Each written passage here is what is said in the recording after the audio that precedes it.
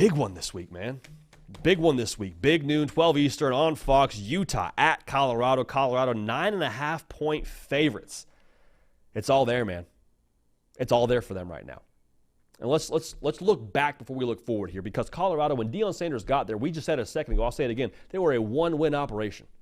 And not like they won one game and they lost 5 or 6 close games. Like, they were a one-win team, and they were getting bodied in every other game, it felt like. Deion Sanders takes that, wins 4 wins one year. The next year, right now, they control their own destiny to win the Big 12 and make the college football playoff. There's no more wondering, like, can Deion Sanders do it? He's done it. He's flipped Colorado. Period, mic drop, the end. If they don't win another game this season, this year was a success. And Deion Sanders and what he's done at Colorado is a success. So that's awesome. They can win. Make no mistake about it. But I think the thing that we talk about in this game now, it's not just about winning anymore. It's about finishing. And great teams, great coaches, they have that extra gear, right? You got 3 games between you and the Big 12 championship berth. And then 1 more game there to go make the college football playoff. It's all right there. Good teams win. Great teams can finish. And to make matters more intense now, if you're Colorado, who you have here down the stretch, if you were doing a draft of the top Big 12 coaches, excluding Deion Sanders, these dudes they have left would probably be 3 of the top 4 coaches off the board between Kyle Whittingham, Mike Gundy, and Lance Leipold.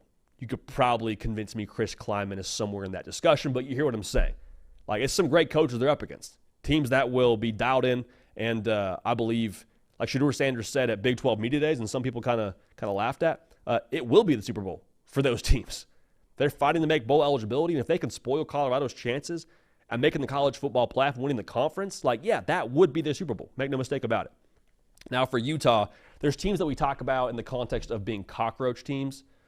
And what I mean by that, I mean it in an endearing way now, just so we're on the same page. Like, no matter who's on the roster, no matter what returning production they have, no matter what their record is, like, they are always going to be the same team, tough and hard to kill. That is Utah right now in this game against Colorado. We're not 100% sure who's at quarterback in this spot. If it's Isaac Wilson, so be it. If it's Rose, then we'll go from there. But the bottom line here is, at the end of the day, there is no white flag from Utah. They'll be physical. They're going to play good defense. They're going to give Colorado all they can handle for 4 quarters. So we'll see what happens there. But I think it's interesting to note here, this is going to be the best resistance test when it comes to what Shedeur Sanders and this passing attack has done this year. Because throughout the course of the last few weeks, there's been, I think, a really good matchup stylistically for Colorado. Texas Tech, God bless them, they're not great defensively against the pass. Same deal with Arizona. Heck, same deal with, Kansas State. And they lost again to Kansas State, but, they matched up well with Kansas State. UCF, not great defensively in the secondary. This game against Utah now, Utah is top 25 in America when it comes to yards allowed per game through the air, 188. So the opportunity here for Colorado is this. Obviously, if you can't throw the football, then, we'll see what happens when it comes to that final score. But if Colorado can just, quite frankly, look at that box score, look at what Utah's supposed to be on paper, shrug their shoulders, we don't care, all gas, no brakes. It's like, oh, they can legitimately take their fastball anywhere against anyone and feel real good about using it, and that can be the way they win football games. Period, mic drop, the end. If for whatever reason they can't throw the ball the way they want to, and they find another legitimate pitch to beat Utah with, we've talked about the emergence of the run game. Augusta has been awesome this year for them. The balance they've had. If they can find another way to win a football game without Shedeur Sanders going for 290 to 300, I think that's terrifying for the rest of the Big 12. Because that means now that this Colorado team is real deal balanced. Like, we've talked about them being balanced, but there's no more wondering or guessing as to how good they can be and what they can beat you with. That would scare me. That's the Colorado that I would not want to see in the Big 12 title game from BYU. That's the Colorado I would not want to see the first round of the college football playoff. Or the second round. I guess they would have a bye in that case, depending on what happens with Boise State. Another discussion for another time. So it's a great test for them in that sense. I think it's really interesting to see the physicality of Utah against Colorado. Now, do not hear me incorrectly. I am not telling you I have questions about Colorado defensively with how physical they've been. They've been physical. They're top 10 in the country when it comes to rushing the passer. Right? They've answered a lot of questions as to what they're bringing up front. However, we have seen now in different points throughout the season, little bit of the issue for Colorado defensively has been defending the quarterback run.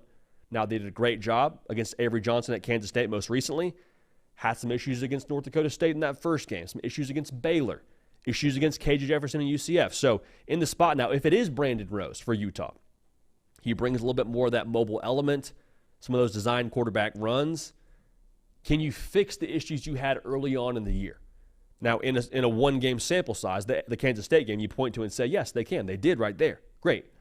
Can you fix the things that are going to keep you from winning the Big 12, quite frankly?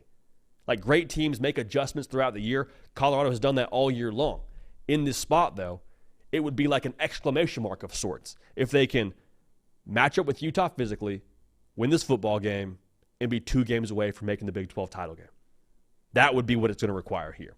Now, as we talk about with this every single time with Colorado, but I want to double down on it right now, it's always going to be about game flow to some respect. And not that Colorado can't win another style of ball game. We saw them go down 13-0 and then turn on the nitrous and go on or hit the nitrous, and then they went on and won that football game against Texas Tech anyway. But I still think, man, if Colorado gets out to an early lead against Utah, whoever's at quarterback, man, Isaac Wilson, Brandon Rose, doesn't matter. Whoever's at quarterback, you're not catching Colorado in a track meet. You're not. I like to be fun to imagine you could, but like, you are not taking down Colorado or catching up to Colorado if you are behind, have to throw the football if you're Utah, who wants to be a run-the-football team. And oh, by the way, you can't throw to one side of the field with Travis Hunter locking down. Like, that's not going to be a way that you win. So I think this game is very fascinating because of the fact that Utah is coming off of an emotional loss in the Holy War against BYU. I think Colorado wins. I think Utah is just such a vicious competitor. I think Utah actually covers. Now, I think we'll look at this game and say, yep, that was definitively Colorado. But I could see a 33-24 game. I could see a 31-23 game. So, again, Colorado wins. Utah covers, potentially a little backdoor cover action. But Colorado, at this point in time, checks another box. I think beats, in a lot of people's minds, the best coach in the Big 12, in Kyle Whittingham, excluding Deion Sanders from that conversation. And things get very interesting down the stretch now with 2 games ahead of Colorado and a chance to punch their ticket to the college football playoff with the win in the Big 12 conference championship game, that is. The plot thickens. It's going to be a lot of fun, but stay dialed into that one because that's going to be very telling, I think, for how good Colorado could be when it comes to their postseason aspirations.